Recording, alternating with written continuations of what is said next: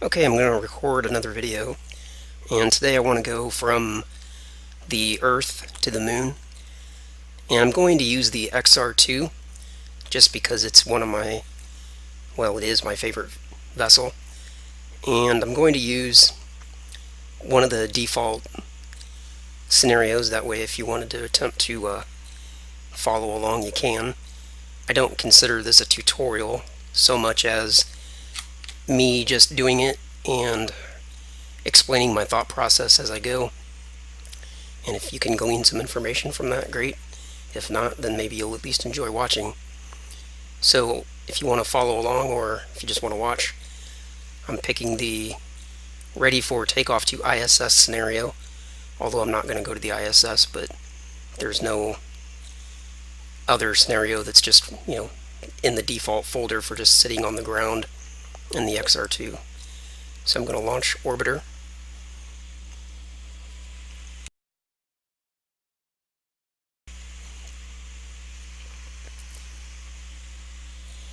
And I'm going to use TransX to do most of my navigation, as opposed to the default transfer MFD.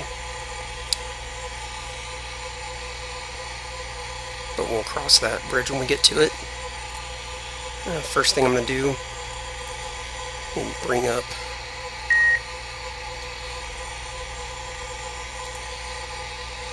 my webcam. Just might make this a little more interesting. I'm going to reference the moon, and I'll show why here in a second. One more thing. Let me turn on external cooling. O2. And let me turn off the APU for a moment. External cooling online. Just save on resources. Okay, now that I've got the moon referenced in the map, I'm going to select Brighton Beach as the target. And the reason I'm doing this is because I want to see where Brighton Beach is at in relation to where the sun is currently at on the moon. It takes about 3.5 to 4.5 days to get to the moon. So that tells me if I were to take off right now and go to the moon, by the time I got there, this spot would be in the dark, because this whole lit area is going to move from right to left. So 4.5 days from now, 3.5 days from now, this whole lit area is going to be over toward this way, and this is all going to be in the dark. I would actually prefer to get to the moon when Brighton Beach is still in the sun. So the first thing we're going to do, and this is one of the reasons I turned off the APU and turned on external cooling, is I'm going to fast forward time, and I'll show how far I'm going to take this out here in a moment. So let's skip ahead, and we can see that this is moving from right to left. And by the way, having the APU off is important, because otherwise I would be wasting a tremendous amount of fuel. So let me speed this up a little more. And we can see this line moving along. And again, it takes 3.5 to 4.5 days to get to the moon. So this is pretty good right here. I can move this all the way over here if I like, and then in the time that it takes to get to the moon, Brighton Beach will be approximately in the center of the point, but I can leave a little bit early, and then in the time that it takes me to get there, this lit area will have moved over to Brighton Beach, so that the whole thing will be lit up when I get there. So that's good enough. I'm done with that part. Next thing I want to do is bring up the aligned plane MFD, and I'm going to select the moon as the target.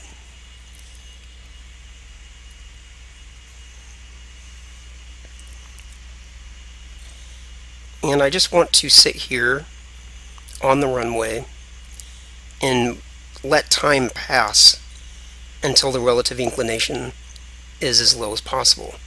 See, right now it's very high. If I were to take off and try to get into orbit now, I would have a huge plane change to make. And on that point of plane change, I do want to make one more point. There are a number of ways to get to the moon. There are several different things you can take into consideration. You can do what's called an off-plane transfer. That's where you have a relatively large amount of difference in relative inclination, and you can still get to the moon anyway. In order to keep this particular video more simplified, I'm going to do things more procedural, a little more basic, a little more simple. So I'm not going to worry about things like off-plane transfers. So now I'm just going to fast forward time again and watch for the relative inclination to get to the lowest point. There are a couple of indications that you can look for that'll help you know whether just a second.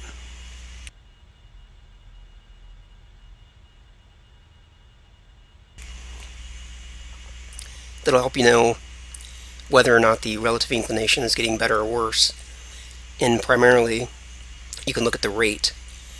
And the rate is showing me negative, 0.00 and so forth. And as this number, now it's not down to negative 0.002.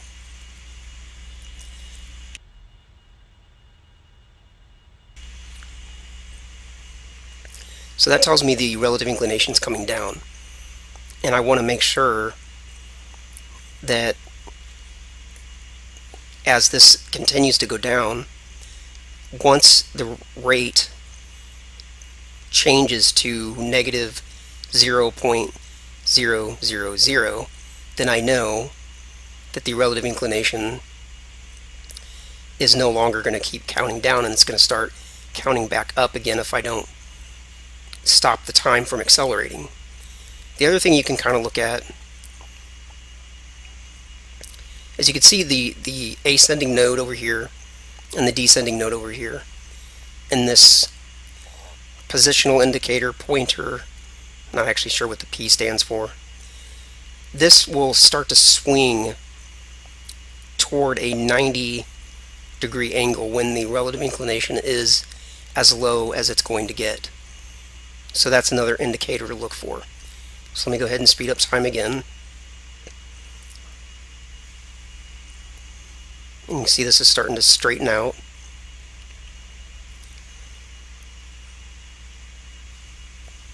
Getting pretty close to time to go. We've got 0.00 across the board, but you can see that the relative inclination is still coming down a little bit. So the next indicator that I'm looking for is kind of when this reaches that 90-degree point, and also when the relative inclination is no longer counting down. And this will also, the rate will change from negative 0 across the board, it'll change to positive 0. As soon as that happens, it is time to go.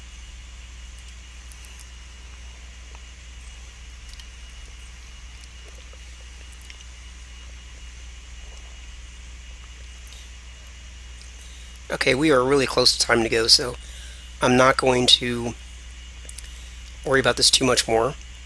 I'm going to start my preparations. Turn the APU back on. Turn surface controls on. Using onboard O2. Turn on, or rather turn off the external cooling.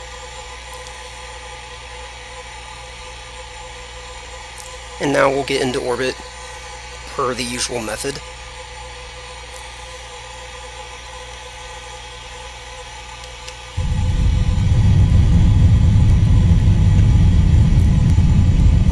knots.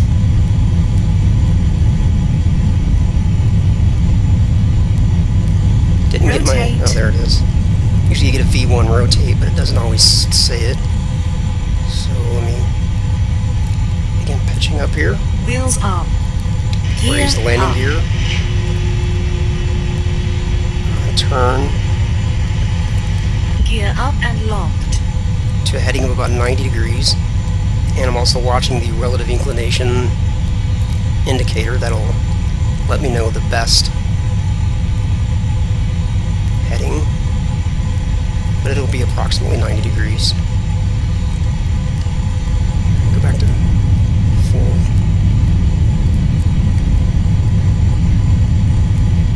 Yep, there it is. Okay, so now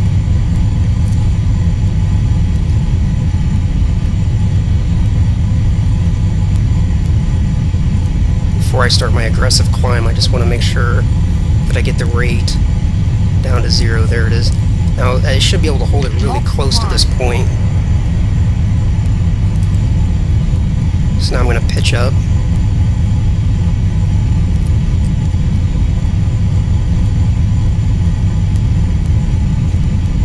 Turn just a little to the left.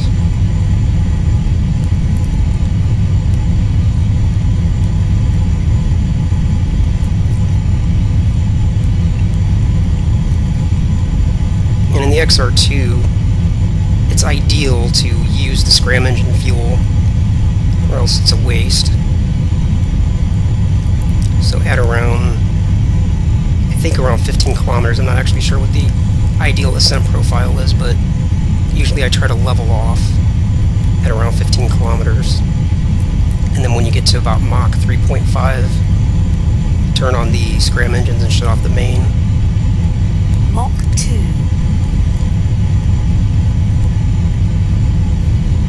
Turn a little to the left because I can see my relative inclination.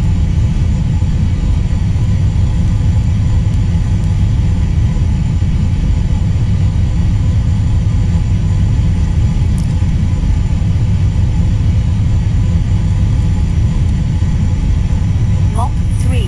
There's Mach 3. Open the scram engine doors.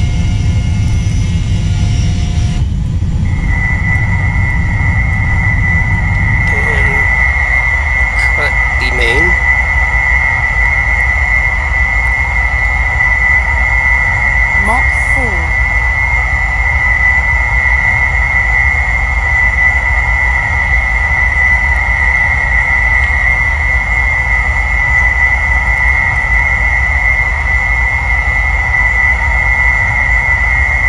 Mach 5.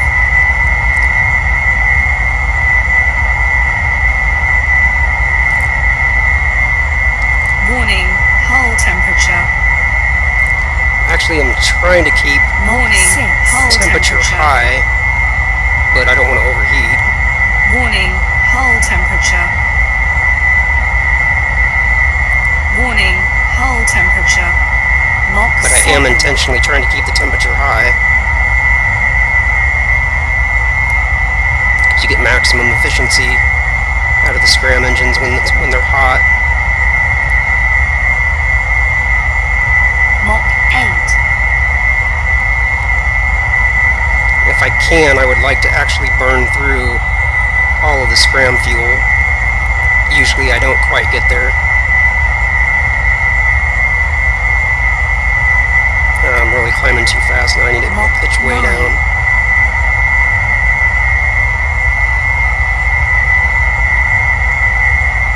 So my relative inclination's holding steady. That's good.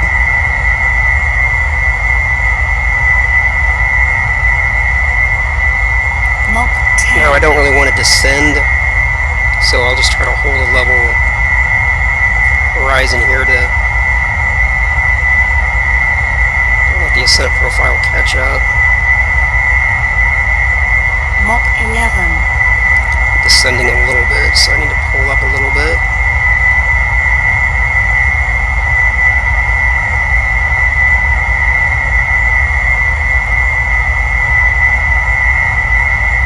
Mach 12.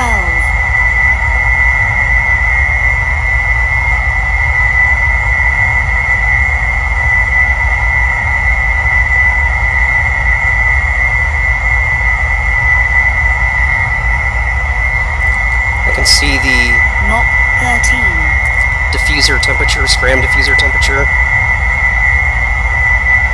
once it gets almost to 8,000, I think that's 8,000, you have to turn off the scram engines or else they'll overheat and do damage to the vessel.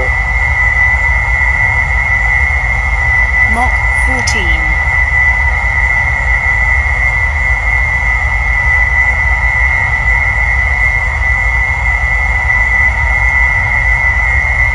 I am using a joystick, by the way. I really prefer I used to do all my orbiter flying with the keyboard, and for the most part it's fine, but I do prefer atmospheric flight with a joystick. It just feels a lot better.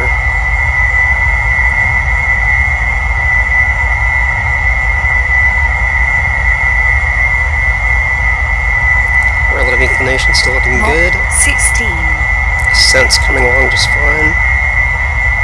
I'm going to switch over to the orbit HUD now, or the orbit MFD rather, because I'm sure my relative inclination is going to be fine. Mach 17.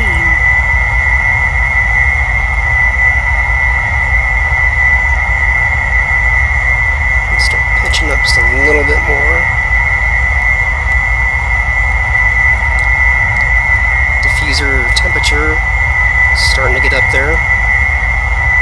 Mach 18. Almost ran the scram fuel out.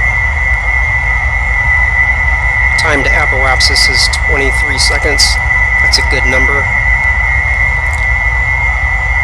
Warning, scram fuel low. That's fine. Hopefully I'll run it all the way out. Mach 19.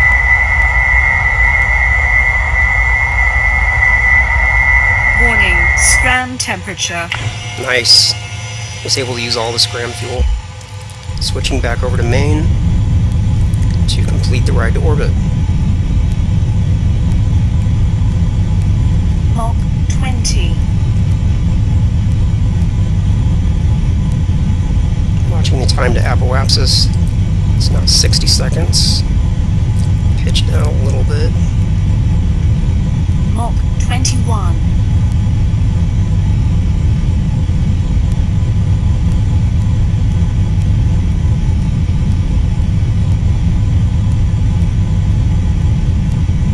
Mach 22.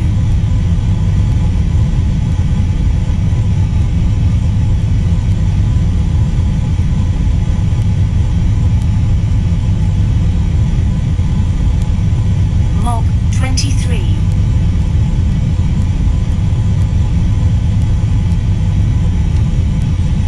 And we're coming up on orbital velocity. I'm going to put my APA at 200 kilometers. Information. APU 24. 90%. That's good.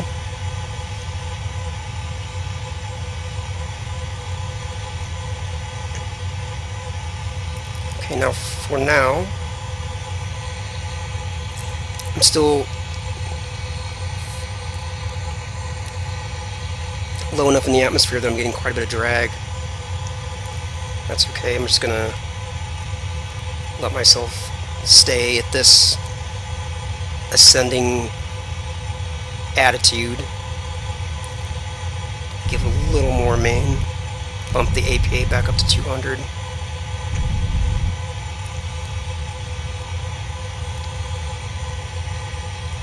Can save on some APU now. APU offline.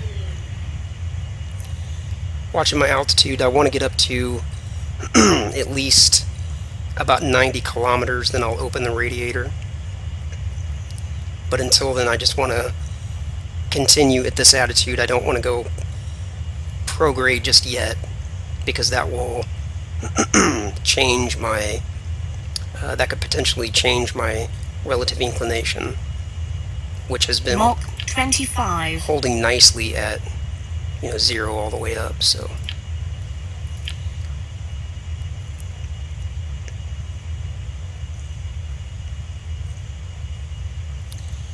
okay, I'm done with the joystick. So let me set it to the side.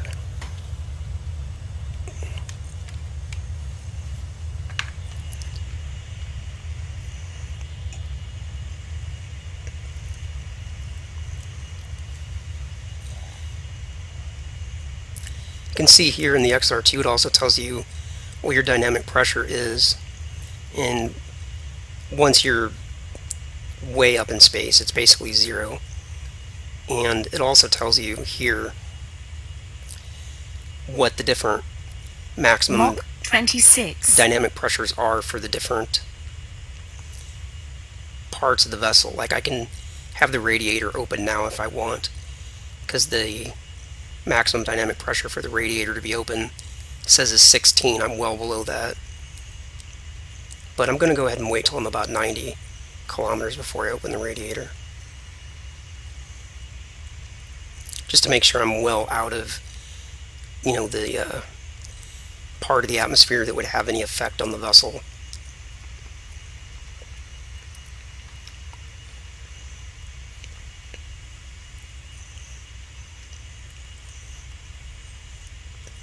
I suppose I can actually press Control Mach F2, 27 plus.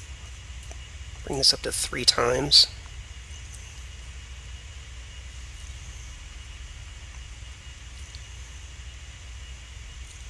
And we're at 90, so let me go back down to 1. Turn on the APU. And go ahead and open the radiator now.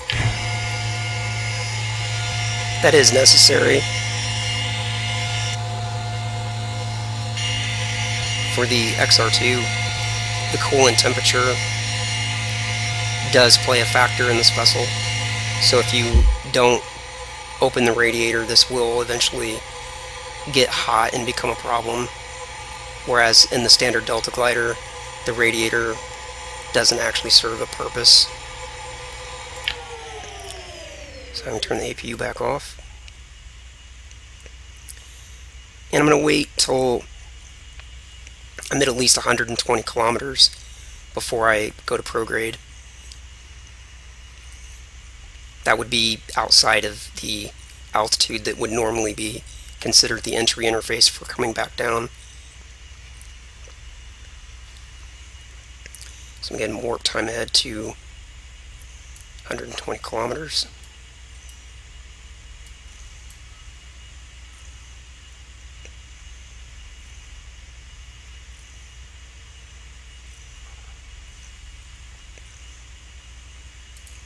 Okay. Go to prograde and begin planning a trip to the moon now. Switch over to the orbit HUD. Get a different color now that I'm out of the atmosphere. Go with the standard green, I guess. Now there's a couple things to take into consideration.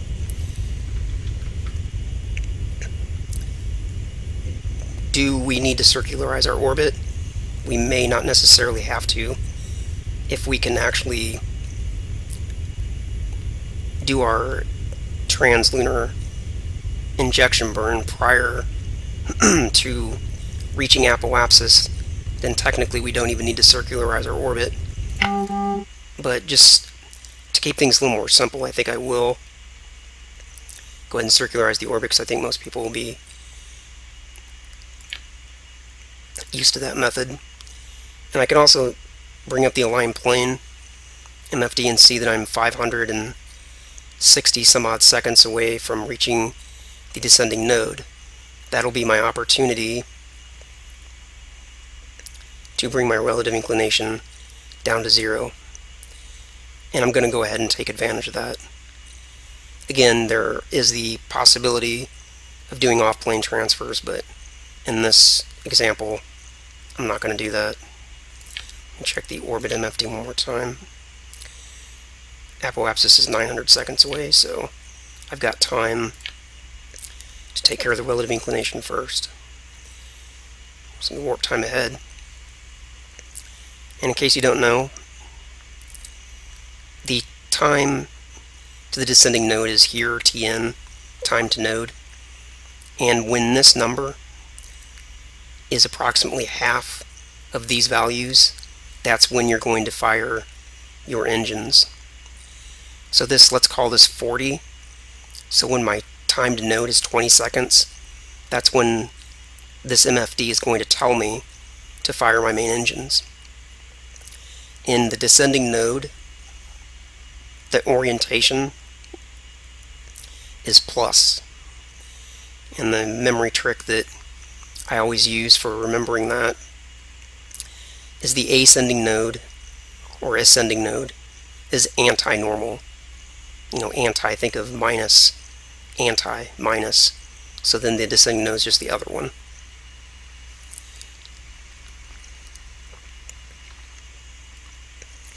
Warp time ahead here a bit.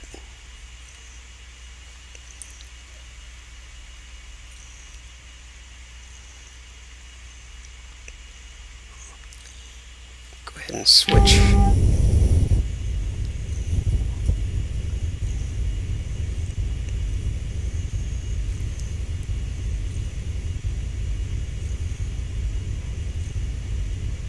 And again, when this is about 20, that's when this is going to turn on.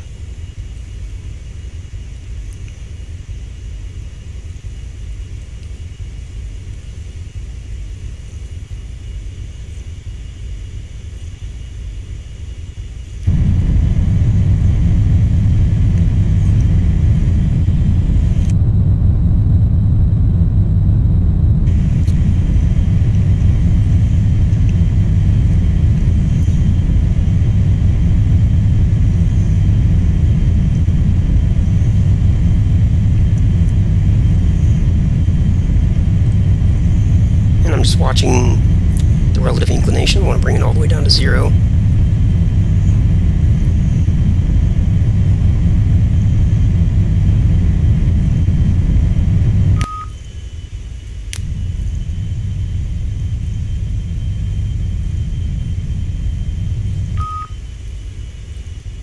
Rotation. Translation.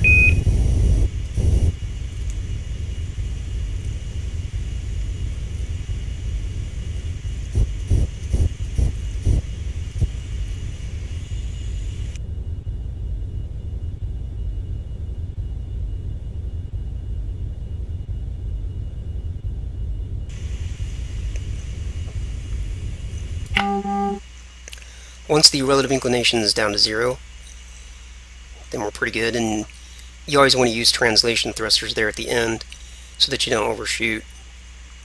And I also look at these values to try to bring those down to 0.00 as well, but primarily just as long as the relative inclination is 0, that's all I worry about. I don't worry about getting these exactly to 0. But when this reaches 0 and I see these values still going down, I'll continue to use a little bit of translation until these are as low as I feel that they're going to go. But then again, once this reaches almost a right angle, if you continue burning beyond that point, your relative inclination is actually going to go up. So stop burning. I'll bring back the orbit MFD. Next priority, I'm going to be circularize the orbit.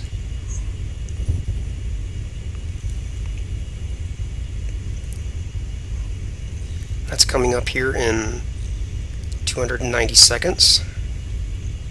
Turn that off to save a little bit of fuel. Okay, getting pretty close to apoapsis. The way I do these apoapsis burns, I do them in stages. So I will burn when the apoapsis is, say, 20 seconds, and I will bring the PEA up as high as I can, but as I do that burn, the apoapsis value is going to continue to increase. So then I will back off the apoapsis, or rather back off the burn, and wait for this number to count down a little bit again, because the most efficient time to do this burn is when this is 0, technically. But you don't want to wait till it's exactly 0, because the time the time spent doing the burn will make it go well past the opportunity to complete the orbit circularization.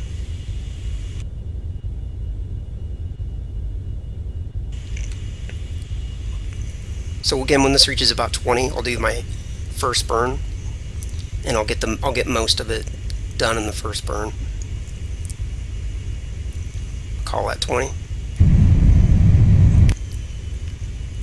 You can see how rapidly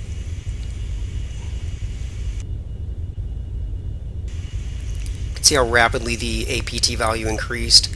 As I did that, I brought it up to 56 kilometers. So this time I'm going to wait till it gets to 10.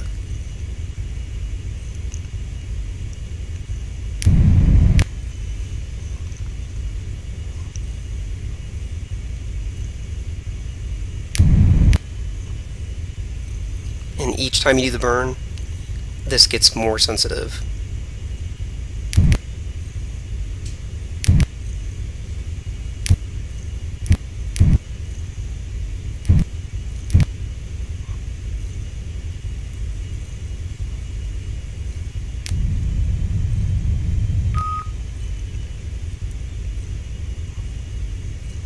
And I want a pretty circular orbit. Doesn't have to be perfect, but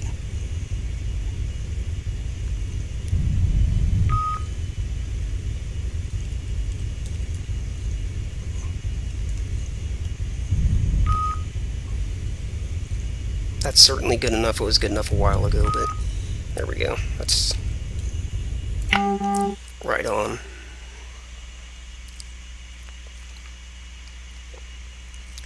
Okay. Evaluate the situation. We have the aligned plane. MFD reporting that the relative inclination is all the way to 0. That's good.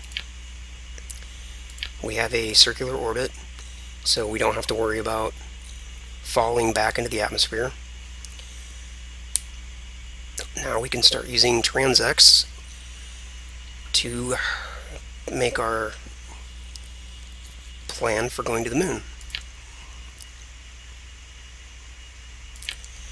Do one thing here. Let me switch my webcam to something else. That way you can see both MFDs.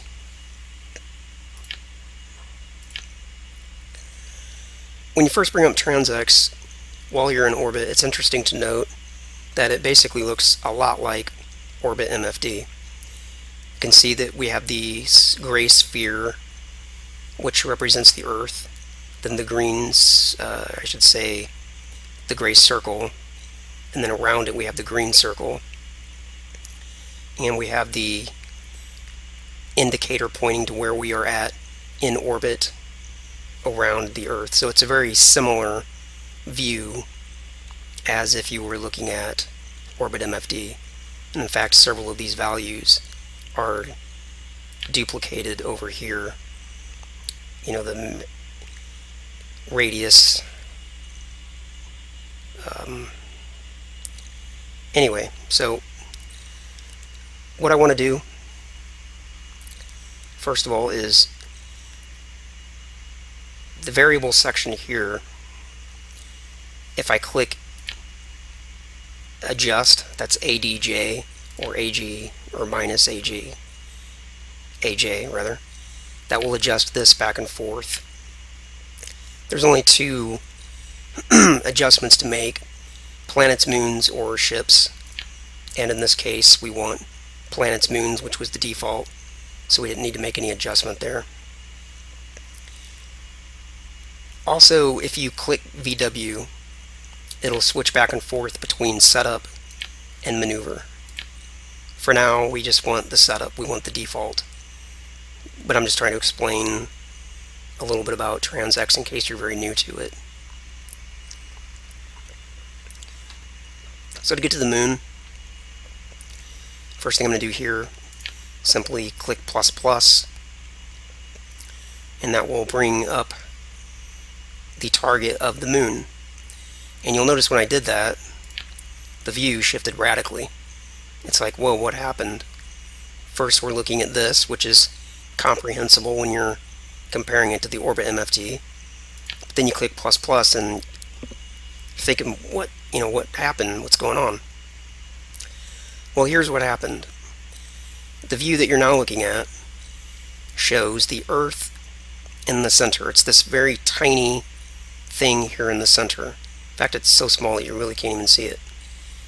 In this blue circle is the orbit of the moon around the Earth. And there's a blue line here which you currently can't see, but it points to where the moon is currently at in its orbit around the Earth. And if we were to sit here for a very long time, days and days and days, we could see this blue line going around like this, representing that it would be orbiting the Earth.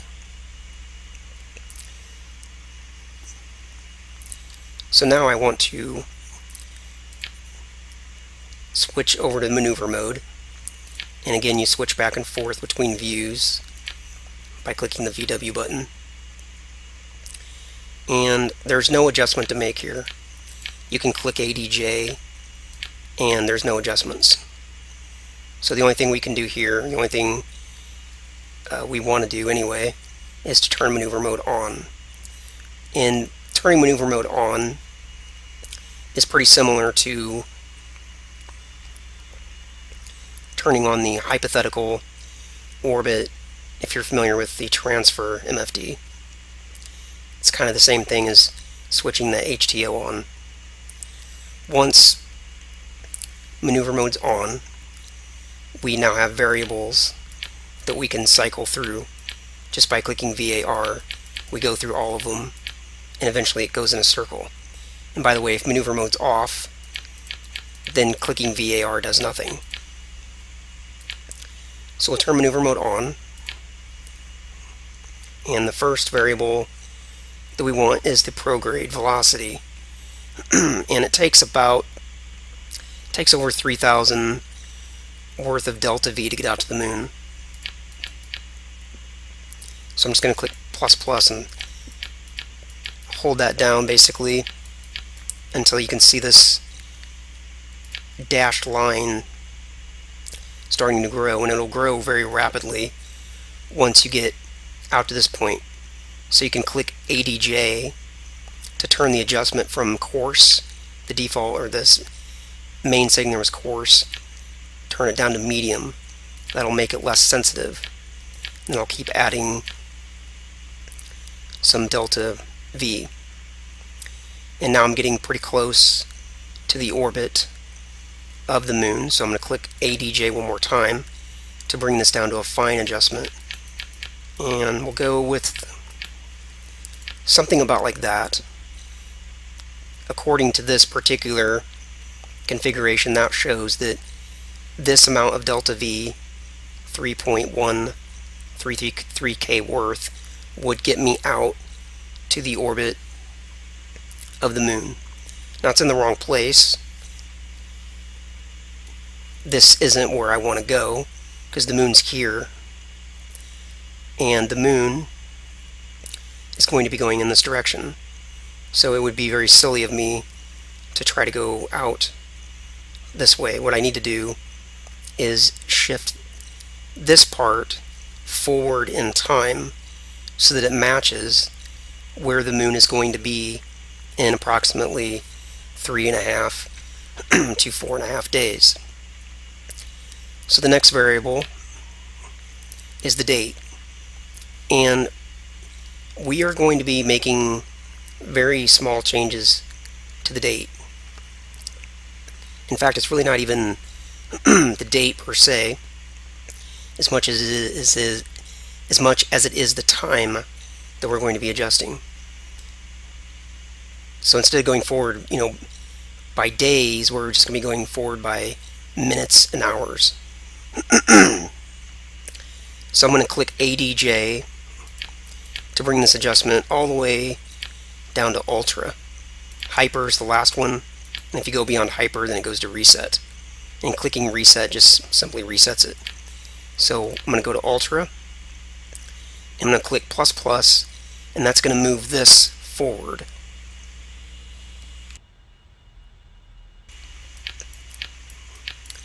And by the way, as I'm clicking ++ and moving this forward, you can see the closest approach to the moon is coming down, and ultimately, I need this to be quite low in order to, make it to the moon. So I'm going to keep clicking ++ until this is about as slow as it'll go. That's pretty good right there. Something else I want to show. If I bring up TransX on this side, there's something else I can do that will help me dial this information in more accurately. I can press forward over here, and this will give me a different view than what TransX is showing me over here. This is one of the things that gets a little confusing about TransX until you understand it, but this is extremely useful.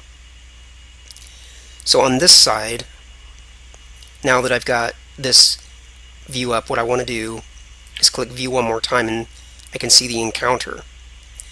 And this is showing me that if I did the burn as I've got TransX set up at this point, that I would be coming out to the moon,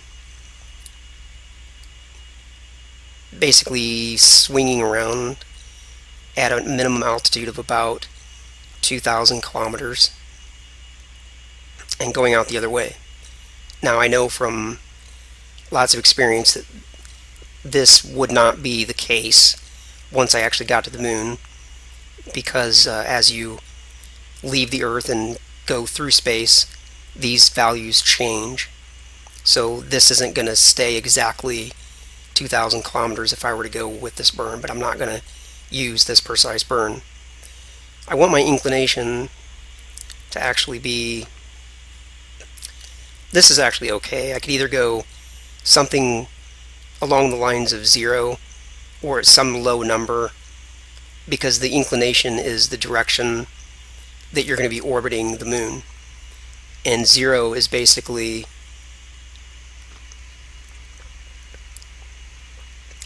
coming out of the west and going straight east, whereas 180 would be the other way. It would be coming out of the east and going straight west. So an inclination of either, something low like 0, 5, 10 is fine, or something like 180, 170, 190, which would be the other direction, would be fine as well. The only inclination I don't want an inclination like 90 or 270, because that has me going over the moon this way. It's a polar orbit, and that would make lining up and landing on Brighton Beach extremely difficult. So I can kind of continue to use TransX here to dial in the best approach out to the moon. Something to take into consideration is that I can use this to bring the path really close. The minimum altitude here would be 700 kilometers, and if I continue to play with this, here I've got it all the way down to 156 kilometers. That might seem great, because you might think, well, that's really close to the surface of the moon, so let me go with that. My problem is, like I said, as you leave the Earth's gravitational influence and go out toward the moon, these numbers are going to change radically by at least 1,000 kilometers.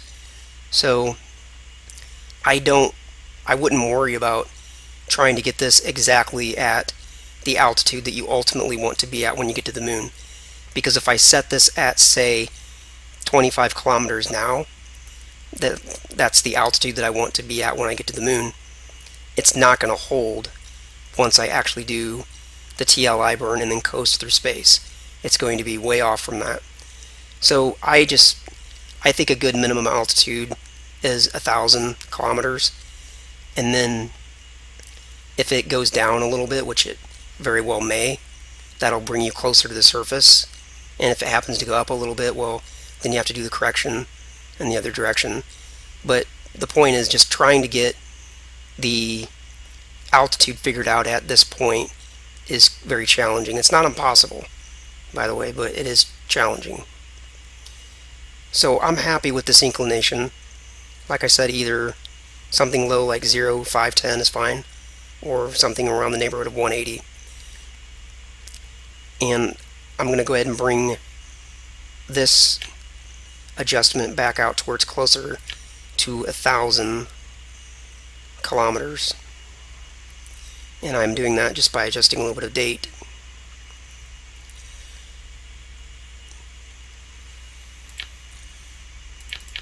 Go back to prograde just for a moment.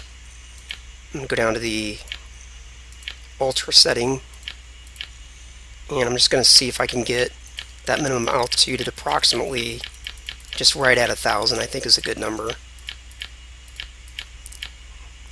Right there is close enough. Something else I can kind of do here, if you wait a moment, you can see if this is going to go up or down. Show you what I mean. See how that just went from 995.8 to 995.7. That kind of gives me an indication that as I go forward in time, this is going to continue to come down. The only question is how much do I need it to be above. So this, if I set this at 25 kilometers, and this can, and you saw it just now, it's coming down and it came down again. You can imagine by the time I got to the moon, 25 kilometers would be impacting the surface. So that's why I'm erring on the side of caution here on the high side, because this is coming down. And again, I don't know how much it's going to come down by, so I'm just going to go with 1,000 kilometers, and hopefully by the time I get to the moon, it'll be closer to the position that I want, so that I don't have this enormous plane altitude adjustment to make. But even if I do, it's inconsequential, because the mid-course correction burns that you do are so small. The amount of thrust that's required is so tiny that even if you have to make a large orbital altitude adjustment change, it requires very, very little fuel. But even so, planning all these things out in advance, it's just good planning. Okay, I'm happy with this configuration. So I'm just going to click VW, and I can see that the time to the burn is 270 some seconds away. It's a good thing I checked this now, because I might have continued talking so long I would have missed my opportunity. I like to explain things. I like to understand things. Rotation. So let me switch to rotation. And what I need to do is I need to have this green X right on the bullseye. And by the way, I got to this view by clicking VW, and you can just click around until you get through all these.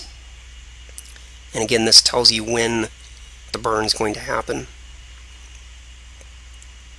Before I line up this green X, I want to get a little closer to the time to burn. I don't want to line it up quite yet, because as the time goes forward, you can see it's kind of moving over here on its own. So let me get a little closer to the time to burn.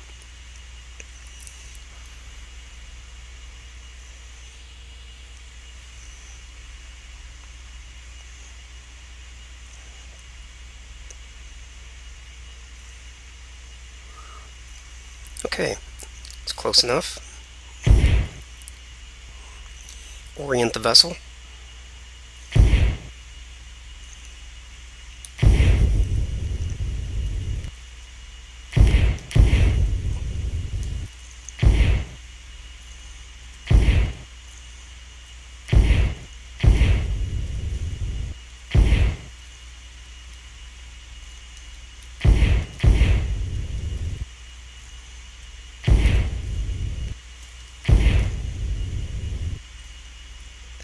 Okay, that's basically lined up. So now I will engage the engines as soon as that hits 0. Burning.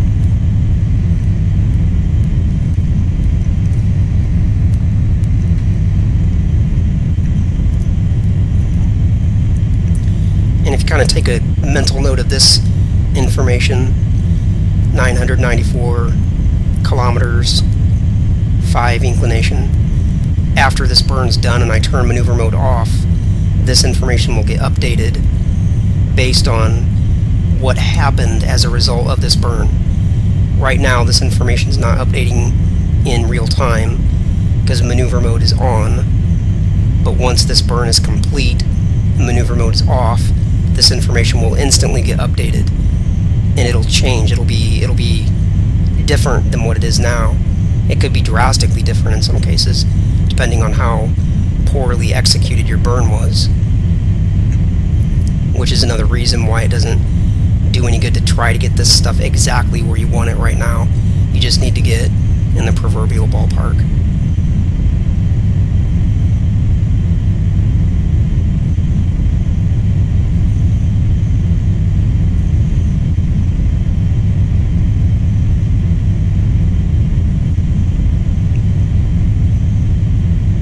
And I'm just watching delta V, letting it count down. Use a little bit of time acceleration. It's enough.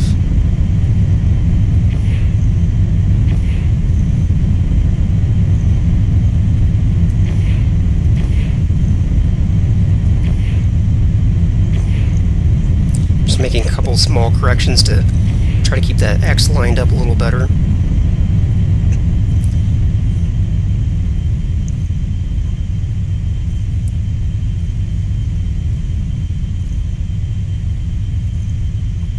And bringing down the main engine thrust so I don't overshoot. Really easy to overshoot if you're not careful. And now I need to line the X up. And I've got just a little bit more delta V to go.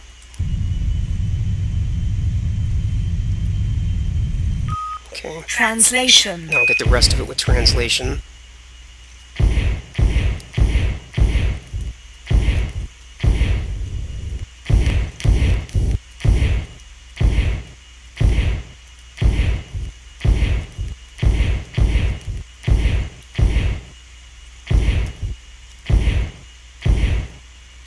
That's pretty good. Anything 0.00, you don't have to worry about these last few digits. It's a very small amount. So now I'm going to click VW to get back over to the maneuver. And again, watch over here. Let me go through these variables. As soon as I turn maneuver mode off, this is all going to update. There it is. So you can see after the burn was done, relative inclination held pretty close. That I would expect to be the case because my plane alignment, my relative inclination, is 0, so I wouldn't expect that to change. But you can see my minimum altitude, instead of being 990 whatever it was, it's now showing that it's 1.18 or 1,186 kilometers above the surface. And that's okay, because the moon's a long way away, and we have to do mid-course corrections. And that's actually the next thing to do. So the one question that comes up is when to do the mid-course corrections. The first mid-course correction, if you're using TransX, and this doesn't apply, by the way, if you're using Transfer MFD, but if you're using TransX, the best time to do the first mid-course correction is when Earth's gravitational influence, which is indicated here in the orbit MFD, when this drops below 50 or 0.50, when that happens, this will turn from green to red, and when it turns red, that indicates that the Earth is no longer the dominating source of gravity for your vessel. It turns out that it'll be the sun at that point. But that position, when you're far enough away from the Earth for its gravity to no longer be the strongest source of influence, that's the best time to do your first mid-course correction. So the easiest way to get to that point is to simply use a little bit of time acceleration. Just taking a look at the external view.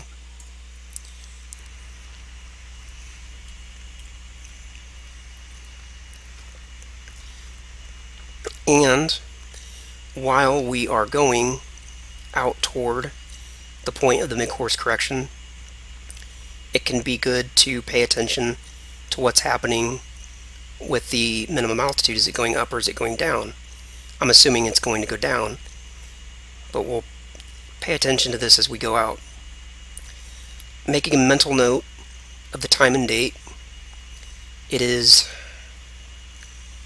Saturday. Let me go ahead and write this down. Usually I would just do this in a notepad file, but I don't want to switch out of Orbiter since I'm recording.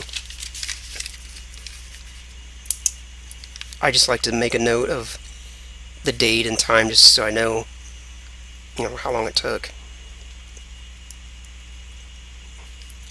Saturday, March 31 at 00, call it 40.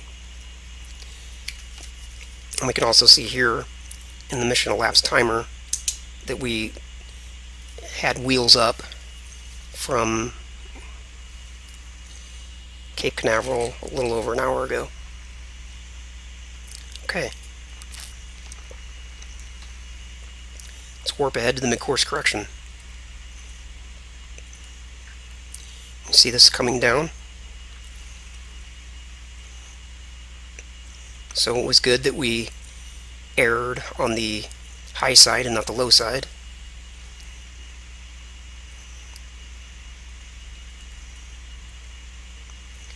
See over here, that just turned red.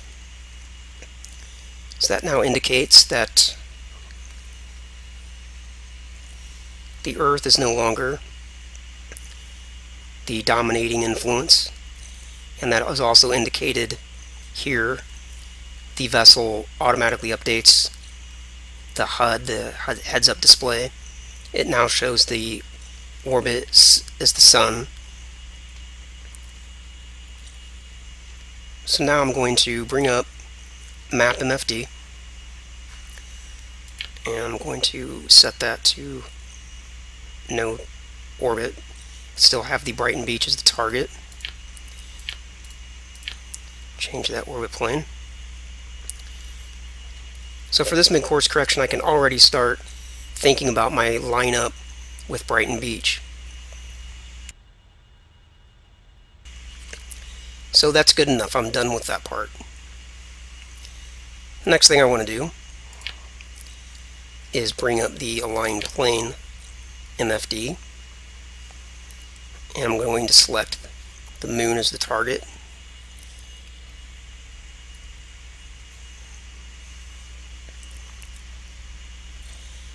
And I just want to sit here on the runway and let time pass until the relative inclination is as low as possible. See, right now it's very high. If I were to take off and try to get into orbit now, I would have a huge plane change to make. And on that point of plane change, I do want to make one more point. There are a number of ways to get to the moon. There are several different things you can take into consideration. You can do what's called an off-plane transfer. That's where you have a relatively large amount of difference in relative inclination, and you can still get to the moon anyway. In order to keep this particular video more simplified, I'm going to do things more procedural, a little more basic, a little more simple. So I'm not going to worry about things like off-plane transfers. So now I'm just going to fast forward from right to left. So 4.5 days from now, 3.5 days from now, this whole lit area is going to be over toward this way, and this is all going to be in the dark. I would actually prefer to get to the moon when Brighton Beach is still in the sun. So the first thing we're going to do, and this is one of the reasons I turned off the APU and turned on external cooling, is I'm going to fast forward time. And I'll show how far I'm going to take this out here in a moment. So let's skip ahead. And we can see that this is moving from right to left. And by the way, having the APU off is important, because otherwise I would be wasting a tremendous amount of fuel. So let me speed this up a little more. And we can see this line moving along.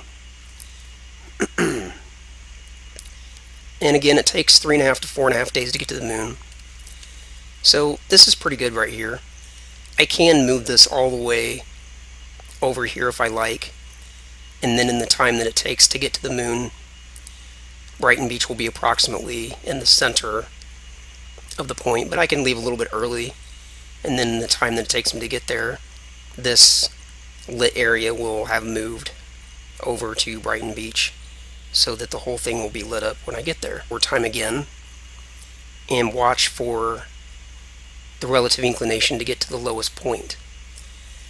There are a couple of indications that you can look for that'll help you know whether just a second.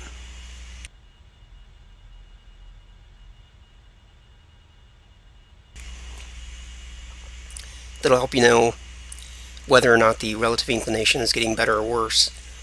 And primarily, you can look at the rate. And the rate is showing me negative, 0.00 and so forth. And as this number, now it's not down to negative 0.002.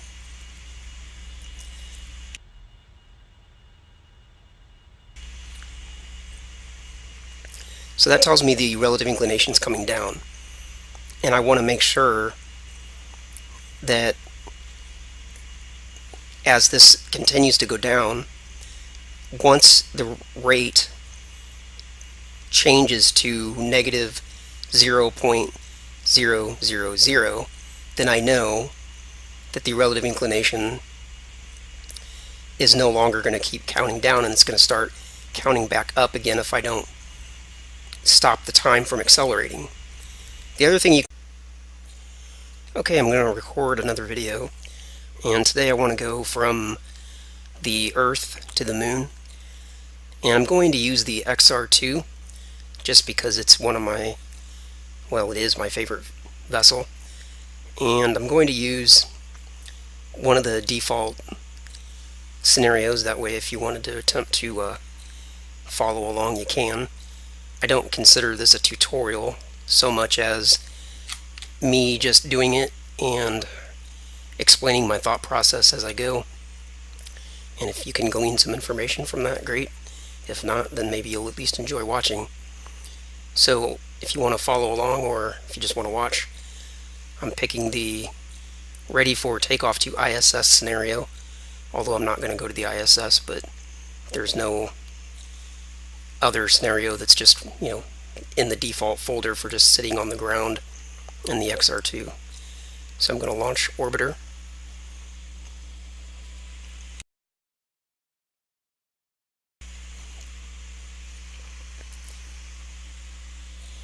And I'm going to use TransX to do most of my navigation, as opposed to the default transfer MFD.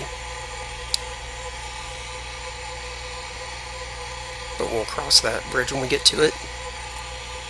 First thing I'm going to do is bring up